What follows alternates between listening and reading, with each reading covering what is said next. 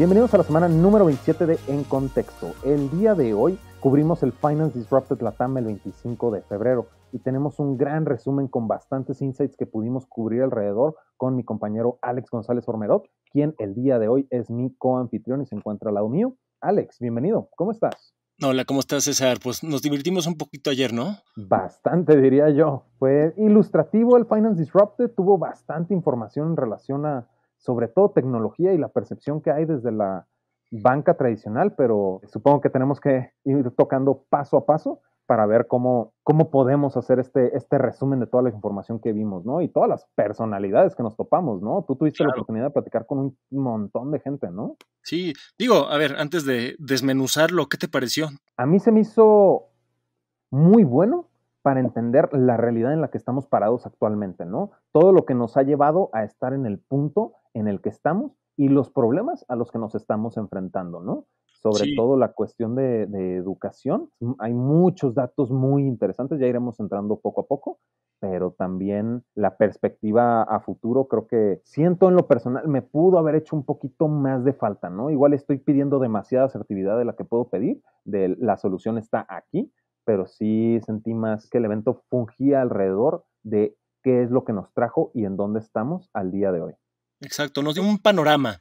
A final de cuentas, lo que nos dio fue todas las personalidades involucradas. Estaba la autoridad, estaban los bancos viejos, tradicionales, estaban los bancos nuevos, estaban fintechs que no son bancos, había facilitadores, había software como un servicio, o sea, todos los que tenían algo que ver con fintech estaban ahí. Y lo que pues, me Ujú. gustó tantito desde el punto de vista de contexto es, no había nada particularmente nuevo que una persona que lee en contexto podría descubrir en ese evento. Lo que sirvió fue para aglomerar, ponerle cara a estas personalidades y también poder resumir un poquito lo que está pasando en este momento en el mundo fintech. Fue como una foto, una postal de este momento, 2020, febrero, cómo está el ecosistema de fintech. Y para eso sirvió eso. Me gustó mucho para eso esta conferencia. Eso es muy, muy cierto, ¿no? El escucha o lector de contexto que es realmente fanático y le dedica su tiempo a leer nuestras noticias diarias, realmente ya sabía mucha información de la que ya había en el momento, ¿no? Sí, definitivamente hubo cosas que definitivamente a mí me hicieron como pelar el ojo y decir, ah, mira, con razón están sucediendo las cosas.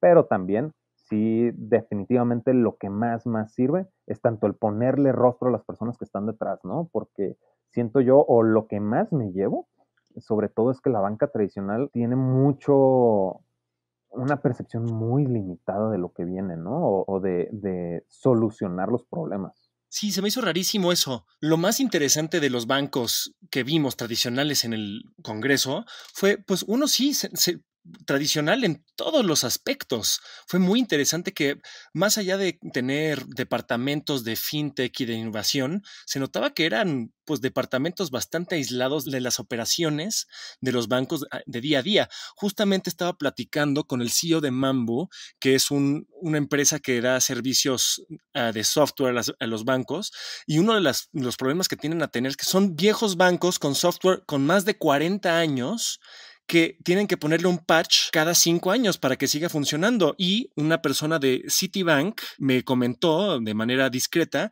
que va a llegar un momento donde los programadores de hoy no van a entender el lenguaje de hace pues, muchísimas décadas. Entonces, en realidad, el precipicio para los viejos bancos se aproxima.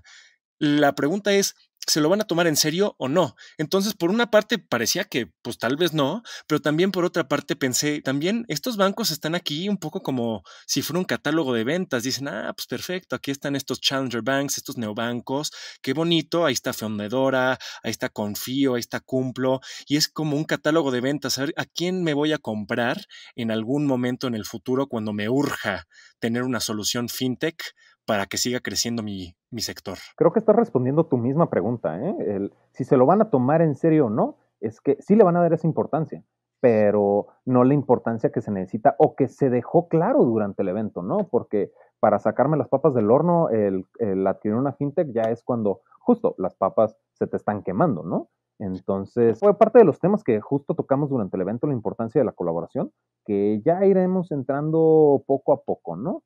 Pero sí, por lo menos yo algo que observé muchísimo, muchísimo, muchísimo y que me encantó, sobre todo de quienes participaron en el evento, es que notabas quién era emprendedor, quién estaba como emprendedor buscando cambiar la industria y quién estaba bajo nómina, ¿no? Era algo que se notaba muchísimo desde los insights, desde sus perspectivas, desde su emoción de hablar del tema. Era algo que se notaba bastante en los participantes del evento. Claro, pero a su vez sentía que sí había una burbuja muy particular de gente de finanzas, pongámoslo en esa categoría, donde lo que escuché en toda la conferencia me hizo sentido, me gustó prácticamente todo lo que se dijo, concordé con varias cosas más que otras, pero una cosa que se repetía una y otra vez, que a mí en lo personal me incomodó un poco, y de hecho en algún momento pronto estarán viendo un artículo mío al respecto, es el uso del eufemismo de la, entre comillas, educación financiera, que cuando te sentabas a escuchar lo que estaban diciendo, te dabas cuenta que en realidad lo que están haciendo es le están echando la culpa al consumidor por cualquier cosa que vaya a pasar en algún momento. Están pasándole el riesgo inherente en un mundo financiero al consumidor de manera narrativa, al decir, no, pues es que el consumidor en Latinoamérica es tonto, no saben cómo manejar sus finanzas y por eso ellos compran productos que no les pertienen. Cuando uno se siente y piensa, pues no es el chiste eso de los reguladores, o sea, no es una falta ética venderle a una persona que no puede pagarte los intereses y que tú sabes como experto financiero. Eso me disgustó un poco, ponerle toda la carga de la responsabilidad a la educación, entre comillas. Porque, por ejemplo, una cosa que me gustó bastante es, creo que fue Confío, dijo, pues mira, si te pasas y no pagas tus deudas, tu crédito, los cobros por retraso moroso llegan hasta los 5, 7 días. Entonces no vas a pagar mucho más. Y yo creo que ese es el abordaje que se tiene que poner. Un poco de entendimiento, empatía con el consumidor. Si vamos a estar diciendo que el producto lo es todo y el UX lo es todo y que el consumidor es es el dios de los startups, hay que actuar de esa manera y hay que ser empáticos con el consumidor. Y eso me gustó mucho más que decir, los consumidores tienen que educarse financieramente. ¿Qué estás haciendo tú, startup, banco tradicional, para hacer eso? No me dieron muchas respuestas en torno a eso. Entonces, eso fue lo que más me sonó, digamos, en, eso fue lo que más me sonó en la conferencia, más allá de todo lo que, pues, con lo que estuve de acuerdo. Sí tienes mucha razón en que definitivamente el echar la culpa a otros es deslindarte del problema. Pero también al momento que hablan de la educación financiera, sí, y yo sí siento que sí hubo datos que, nada más para dejar claro, ¿no? Definitivamente no puedes culpar a otros, pero sí, de nuevo, nos dicen dónde estamos y era justo el cómo es el comportamiento del consumidor al momento de ahorrar. Al momento de ver ellos un ingreso adicional que es producto de, ponle tú una microinversión, lo que sea, ellos asumen que automáticamente es su dinero. Y de hecho, ahorita que estabas platicando, no fue de Confío, fue Nicolás Shea, fundador de Cumplo, que estaba Claro. platicando de eso, ¿no? Pero justo, o sea, no puedes estar culpando a otros usuarios por ese desconocimiento. Tú tienes que cubrir esa brecha, que era incluso el nombre del panel, ¿no? O sea, no es de quién es la culpa, sino cómo se va a resolver. Pero también digo, yo te puedo platicar en Citibanamex, este Manuel Romo, Chief Executive de Citibanamex, él estaba platicando justo no, sí, estamos pensando en empezar a crear tecnologías y cosas de ese estilo, que es la parte que yo veo mucha limitación por parte de la banca tradicional, empezar a implementar cuando ya hay y estás rodeado de gente que te está observando decir que estás empezando y esas personas ya tienen esos modelos que tú estás queriendo implementar, que fue, creo yo, una de las cosas que aportó muchísimo al evento, pero necesitas que la gente, que los participantes importantes lo escuchen y es la colaboración, ¿no? El encontrar este punto medio entre la banca tradicional y las fintechs, de que trabajen en conjunto para poder resolver estas brechas de conocimiento. Y yo te puedo platicar, o sea, un dato súper interesante que se me quedó muy marcado es el uso, la asistencia y los depósitos, el uso del manejo digital del dinero más bien para las comunidades no marginadas, pero sí que no utilizan los bancos. Odian asistir a las sucursales, pero siempre cuando hay depósitos, cuando tienen que enviar su dinero a sus familias, cuando tienen que depositar su dinero a cualquier lado, ellos Sí. utilizan las tiendas de conveniencia OXXO. Y tú dices, ¿por qué? Pero ellos platican de que cuando van a hacer esas transacciones a la banca tradicional, se sienten depreciados, se sienten menos, tratados como menos. Que eso es mucho del trato del servicio al cliente y lo que tú quieras. Pero cuando ellos van a una tienda de conveniencia y ellos te empiezan a platicar, para ellos no eres señor González, para ellos eres Alex, hey Alex, ¿qué onda? Ya vas a depositar la quincena. Es un poco del trato más cercano que ellos logran empatizar y comunicarse y les permite sentirse más cómodos al hacer ese trato y ese movimiento de su dinero, ¿no? Justamente le diste al blanco, porque yo creo que esa es la disyuntiva que no se abordó en esta conferencia, que es justamente que el consumidor más de clase media baja, que es exactamente el target que se tiene que bancarizar, no se siente muy a gusto cuando los tratan menos. Pero el problema aquí es que en la conferencia yo sentía mucho que al decir ellos se tienen que educar sin poner propuestas de quién los va a educar y cómo se van a educar y de qué se tienen que estar educando, eso es lo que a mí me hizo ruido. Es una disyuntiva eso. Cuando un académico del UNAM durante la conferencia dijo, cuando le das 10,000 pesos a a una persona que no ha tenido más de 1,000 pesos en su bolsa en algún momento, pues dicen, oye, qué padre, me los voy a ir a gastar. Que más allá de ser tal vez un poco condescendiente eso, lo que a mí me llegó a la mente es, pues, ¿quién le dio esos 10,000 pesos? O sea, la culpa es tanto a la persona que lo está gastando mal como a la persona que se los dio. Para eso son los profesionales de finanzas, no tanto para educarlos, tal vez ojalá se eduquen, pero para no darles eso, aquí tal vez sí aplica si ya saben cómo me pongo, ¿para qué me invitan? Digo, es responsabilidad de las instituciones regulatorias y bancarias no darle dinero a una persona que saben que no va a poder pagarlo. Entonces yo creo que eso es importante. Sí, estoy completamente de acuerdo. O sea, también no quiero decir que es mala la educación financiera. Yo creo que es básica y que tiene que entrar un poco como el civismo en la escuela, desde la primaria. Hay que aprender a entender lo que es un egreso, un ingreso, pero a final de cuentas, cuando llegamos al presente, donde no estamos muy bien como sociedad educados financieramente, ¿de quién es la responsabilidad inmediata? Yo diría que es un poco más de los bancos y de las fintech que del consumidor. A ver, el consumidor se comporta a través de lo que le enseñas, ¿no? Es un hecho, y ahí sí me cuesta mucho rebatir sí hace mucha falta educación financiera para que puedan empezar a adoptar modelos que los permitan evolucionar, ¿no? Pero ¿a qué voy con todo esto? Y es que al momento de que tú hablas de educación y hace falta, no estás poniendo la solución. A ver, como emprendedores, como líderes de la industria, hay tantos modelos replicables, complicados, sí, pero si realmente tu promesa es bancarizar a la gente, reducir los índices de desbancarización, etcétera, etcétera, etcétera, realmente ahí es donde entran estas propuestas disruptivas. Y era algo que yo siento que hizo falta porque conocemos modelos como Hola Code, que trae gente de portada, los incluye financieramente, les enseña programación, les consigue trabajo y remunera a partir de esos trabajos. Conocemos modelos como Laboratoria en Perú, que les enseña a las mujeres a programar y empieza a remunerar también de conseguirles trabajo. Entonces, si tú estás hablando de que hay una brecha de educación financiera dentro del consumidor, pues como tú lo dices, no es culpa del consumidor, pero también tú tienes que crear un modelo en el que lo eduques y encuentres la manera de remunerarte lo mismo, que puede ser de la misma manera. Digo, también suena fácil cuando lo estoy proponiendo, ¿no? Yo lo estoy diciendo muy cómodo sentado desde mi oficina, pero finalmente, pues eso es lo que siempre hablamos, los modelos disruptivos, el emprendimiento, la tecnología, hay muchas cosas que se pueden lograr para cubrir estas brechas, no nada más tirarle la bolita a alguien más. Eso fue tal vez lo más interesante y lo más emocionante de este coloquio, este congreso. Quedaba clarísimo que hace 5 o 10 años la banca tradicional estaba cómoda, dormida, ¿no? Pues había un letargo.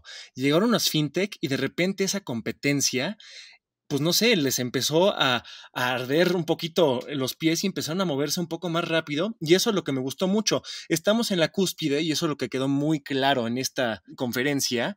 Quedó muy claro que estamos al borde de una revolución financiera que va a cambiar por completo el panorama económico del continente. Yo creo que a final de cuentas se cubrió muy bien eso en muchas de sus facetas, porque se habló de clases, se habló de género, se habló de diversidad regional, y eso es lo que me gustó mucho, que no solamente estaban hablando de, pues bueno, los cosmopolitas, aquí los dioses del mundo financiero, sino que estaban hablando de la inclusión financiera a corto plazo y de manera, pues un poco revolucionaria. Sí, pero también, por ejemplo, Y ahí volvemos a la parte en la que, pues, el que tiene al final el poder o la toma de decisiones es el que decide, ¿no? Cómo van a cambiar las cosas para el consumidor, a final de cuentas. Que era un tema que tú me platicabas muy interesante, y es que para poder tú romper con algún modelo o hacer algo realmente atractivo, interesante en materia de emprendimiento, de finanzas,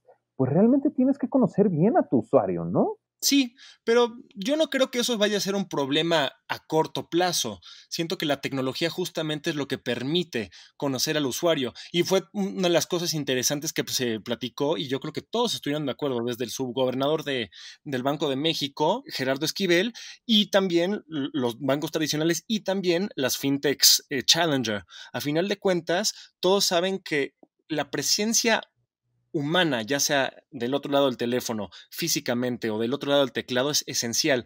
Por más inteligencia artificial que haya, dicen que lo que hay que evitar es la deshumanización del servicio financiero, porque a final de cuentas es una de las cosas más delicadas que tiene una persona en su vida. Entonces me gustó eso, que hicieran hincapié sobre ese punto, que sí va a haber mucha investigación automatizada, machine learning, cuando se trate de conocer al consumidor, mientras que nunca se va a perder ese cara a cara, que yo creo que es lo que se arriesga cuando se automatiza demasiado. Entonces, eso no me preocupó demasiado, la falta de conocimiento del consumidor. Yo creo que más bien lo que preocupaba era que el consumidor dejara de reconocer con quién estaba tratando del otro lado en las fintech. Fíjate que yo te quería alegar al respecto, pero sí es algo que sí aportó bastante bien el subgobernador del Banco de México, Gerardo Esquivel, y era justo sí, a ver, las comunidades marginadas, sí puede haber muchas tecnologías que pueden implementar, pero antes de conocer estas tecnologías que están un paso adelante de lo tradicional, pues realmente tienen que empezar a saber cómo funciona, ¿no? Primero tienen que llegar los cajeros para que sepan cómo funciona un cajero, y después los educas en la revolución que te cambió la percepción del uso de un cajero. Pero qué raro que lo veas así. Yo lo vi exactamente al revés. Una de las cosas más disruptivas que escuché en todo el Congreso fue el gobernador cuando dijo, la gente compara mucho a Latinoamérica con África, donde dicen que África logró hacer un salto cuántico, se saltó una etapa cuando fue de cero tecnología a teléfonos inteligentes, saltándose la etapa del banco. La gente, el banco, la sucursal física, digo, la gente en Latinoamérica, dice el subgobernador, es diferente, está más avanzado el ámbito bancario financiero en Latinoamérica, entonces puede que sea inconveniente saltarse. Y no es tanto el hecho de que haya que educar con cajeros en el pueblo a la gente, es más bien que la gente en las ciudades dice, pues ¿por qué no nos brincamos los cajeros y nos vamos directamente al teléfono inteligente? Y el subgobernador dijo, no, espérense, la gente aprecia que haya un cajero porque es un país muy de efectivo. Esa transición va a ser dolorosa si no les das acceso a efectivo. Entonces, a final de cuentas, no vale la pena. Si podemos poner un cajero en un pueblito, hagámoslo, no le hagamos el feo solamente porque es un poco más old school. Y eso fue lo que Ujú. se me hizo interesante lo que dijo, porque yo no lo había pensado así, yo pensaba que tal vez siempre era deseable hacer un leapfrog, un salto de etapa, pero dijo, no, espérate, eso es lo que dices tú justamente desde tu oficina muy comodito, en medio de una gran ciudad cosmopolita.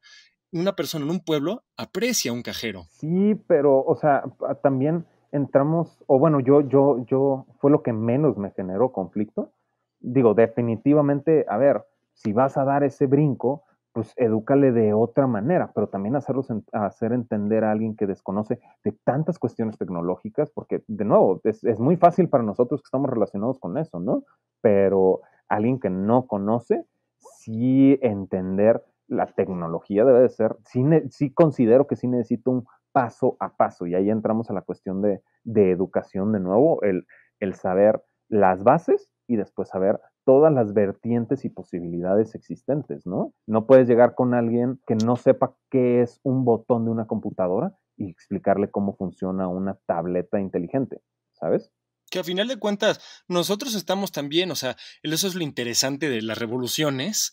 O sea, tampoco nosotros que según estamos en la vanguardia, todos los que estuvimos en el Congreso ayer, tampoco estamos muy enterados. Yo creo que por eso, uno, no escuchamos muchísimas soluciones muy concretas.